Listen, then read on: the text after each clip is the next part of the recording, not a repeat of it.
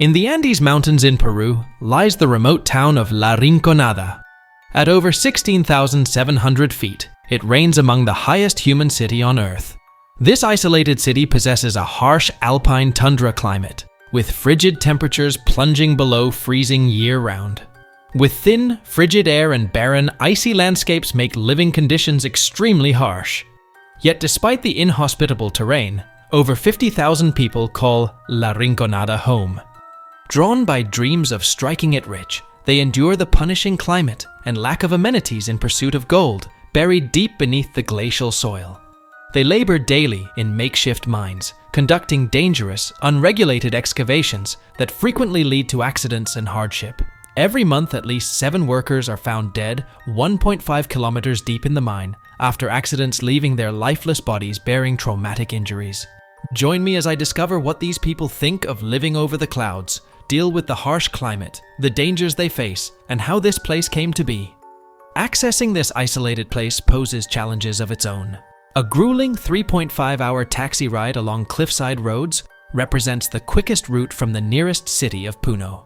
No governing bodies or laws exist, just a transient community focused solemnly on mining. Once in La Rinconada, isolation and the extreme climate make survival a daily struggle. They live crammed together in tiny single-room shacks scraped together from wood, metal, and plastic. With no insulation or glass windows, the frigid inside air provides no respite from the biting cold outside. Multiple families share each small shack, leaving no room for privacy. All their belongings are piled into their one multi-purpose room. There is no electricity, so when the sun sets, darkness envelops the town. The only light comes from flickering candles, oil lamps, and flashlights. For heat, they have only a simple wood stove. But wood is scarce up in the mountains. The houses stay dangerously cold. People shiver under their blankets. Some freeze to death when fires go out. Getting water means buying it daily and hauling heavy tanks to homes. Bathing, washing clothes, and just throwing out trash? Everything is tough. Diseases spread fast because everything is so dirty. In addition to staying warm, obtaining clean drinking water is a constant struggle. With no water treatment plants or bottled water available, accessing uncontaminated water is critical, yet extremely difficult. The few pipes that exist often freeze solid during the frigid nights, cutting off the town's water supply. So residents must hike down the mountain to collect water from the river. This taxing round trip can take hours, and once obtained, the precious water must be hauled back up to town in heavy buckets and tanks. With no infrastructure to store or reliably access water, contamination is common. Parasites, bacteria, and toxins easily taint the supply, spreading infectious diseases like cholera throughout La Rinconada's tightly packed population. I even found this quote of what a local had to say about living here. Imagine awakening before sunrise to air so cold it burns your lungs. You shiver as you see the dying flames, desperate to warm your home. With family depending on you, you steel your will against the weather. Enduring the cold takes all your strength as you head to the mines, driven by dreams of riches despite the extreme climate. The absence of arable land and harsh climate make food exceedingly expensive and scarce. With no agriculture possible, supplies must be trucked up the mountain. Staples like potatoes, rice, and lentils make up most meals. An average family spends around 15 sols per week just on food, over half their earnings. Still, malnutrition afflicts many, especially children. Healthcare is virtually non-existent. No hospitals operate locally, just a couple rudimentary clinics for a population of thousands. Resources only allow for basic first aid and minor treatments. Pregnant women have no local access to skilled delivery care. Preventable injury, illness, and childbirth complications often prove fatal due to the lack of doctors and facilities. Evacuation to the closest hospital in Juliaca takes precious time over poor roads. The gold mines of La Rinconada hide many deadly secrets beneath the mountains. In the dark maze of tunnels, accidents happen all the time. Cave-ins, explosions, poisonous gases. Miners risk death daily digging for gold deep underground. Those who survive work in constant fear. Gangs fight over the precious gold, robbing and murdering miners who strike it rich. Some bodies are left abandoned in the shafts, buried quickly and forgotten. Even women and girls are not safe in lawless La Rinconada. Traffickers trick young women into coming from other towns, then force them into brothels and bars at the mines. There is no one to protect them from harm. The mining companies cut corners to get more gold. They have too few safety rules or equipment to protect workers from accidents and sickness. The mines pollute the land and water with toxic chemicals. But the Peruvian government does little to make the companies follow environmental laws. Meanwhile, the world's demand for gold seems endless. Big buyers in the US and Europe keep purchasing the gold coming from La Rinconada's unsafe mines. By the time gold reaches stores, customers can't tell where it came from.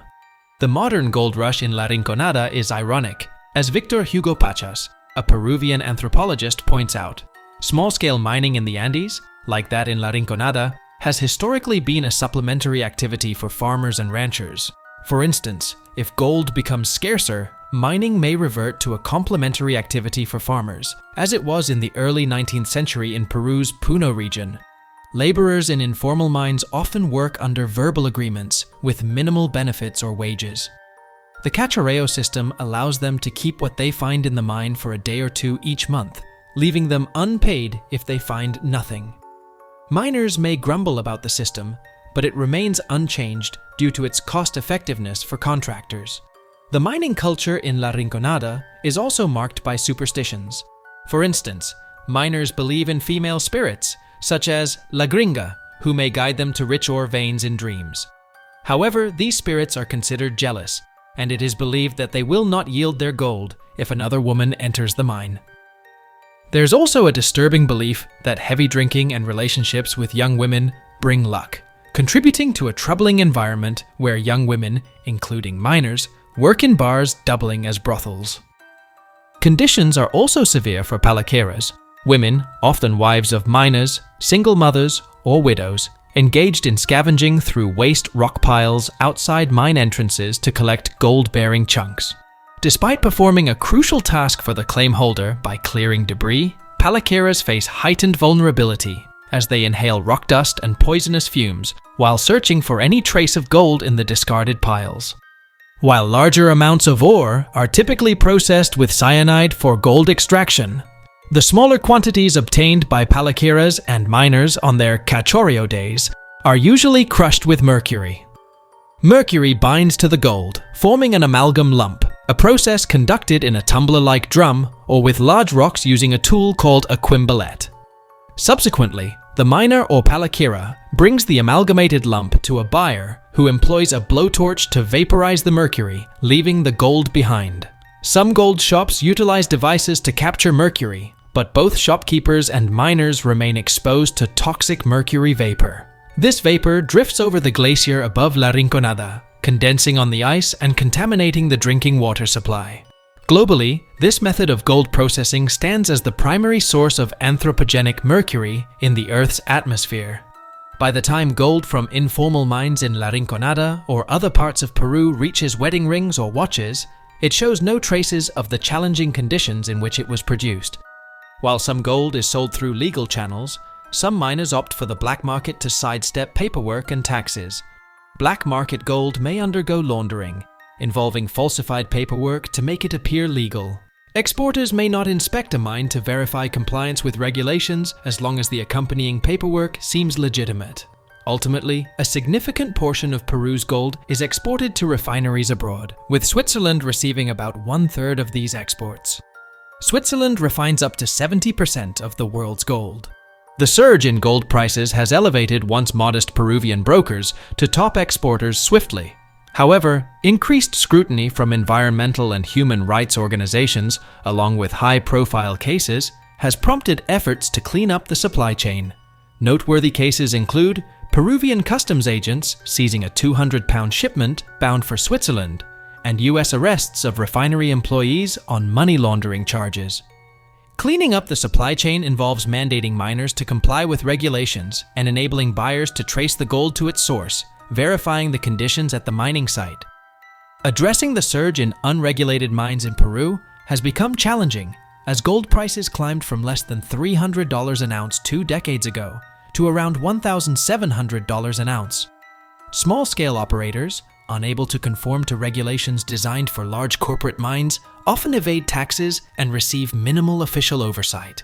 Over the past 2 decades, the Peruvian government has made various attempts to formalize these miners, ensuring compliance with administrative, labor, and environmental regulations. However, the formalization process is time-consuming.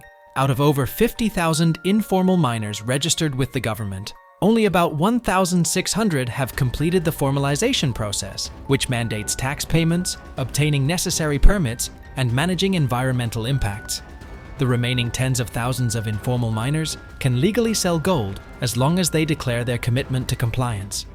The deadline for formalization has been extended multiple times, allowing the sale of gold produced under harsh and dangerous conditions, such as those in La Rinconada or in placer mines leaving moon-like craters across Amazonian lowlands.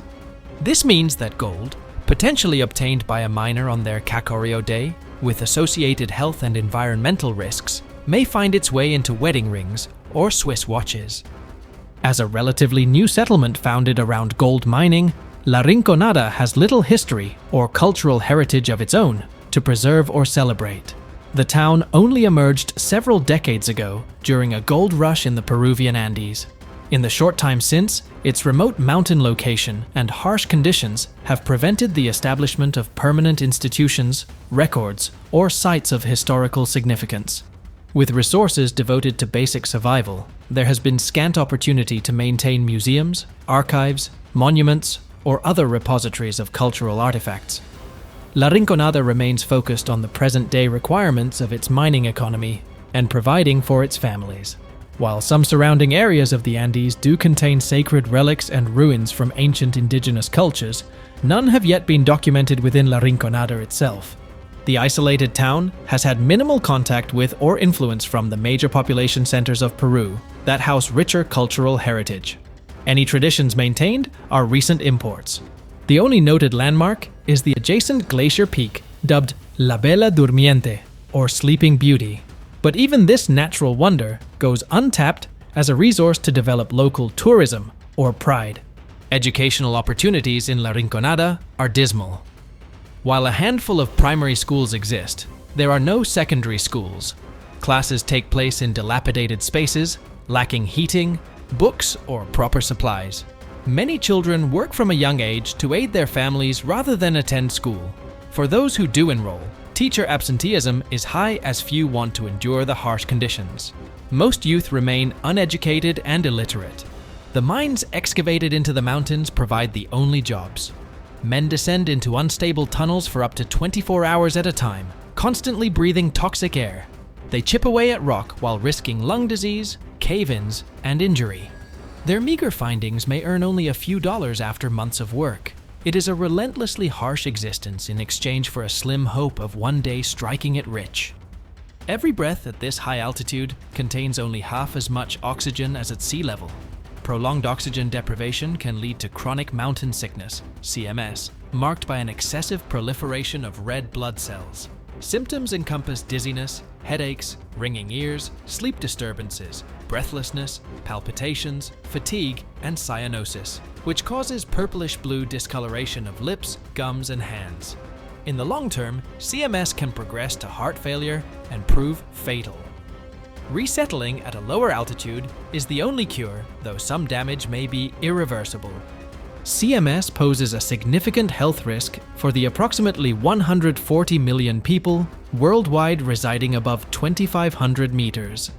In Bolivia's capital, La Paz, situated at 3,600 meters, an estimated 6% to 8% of residents, up to 63,000 people, suffer from CMS. In certain Peruvian cities, the prevalence is as high as 20%.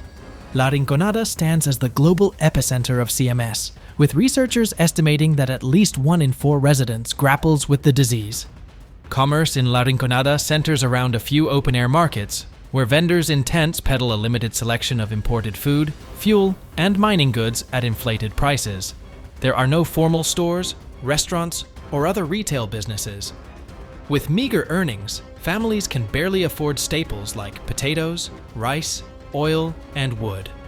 Livestock, produce, textiles, and other items are nowhere to be found at these makeshift bazaars. Leaving La Rinconada requires lengthy, expensive trips along rugged roads by bus, taxi, or motorbike. Private vehicle ownership is rare. Daily life is constrained by geographic isolation. Even accessing basic services involves hazardous journeys that can last over a day each way. The deprivations of La Rinconada seem unending, so the routine life of the people in La Rinconada generally unfolds in this way. Living in makeshift shacks built on the mountainside, they spend their days searching for gold in the mines, hoping to strike it rich. The work is dangerous and the pay unreliable, with most only earning a small percentage of the gold they find. At 5,100 meters above sea level, the air is thin and the environment harsh. Few creature comforts or modern amenities can be found in this ramshackle mining town. Would you have considered living in a place as isolated and inhospitable as La Rinconada in a modern year like 2024? While some are drawn by the chance to get rich quick, life here is a daily struggle for survival.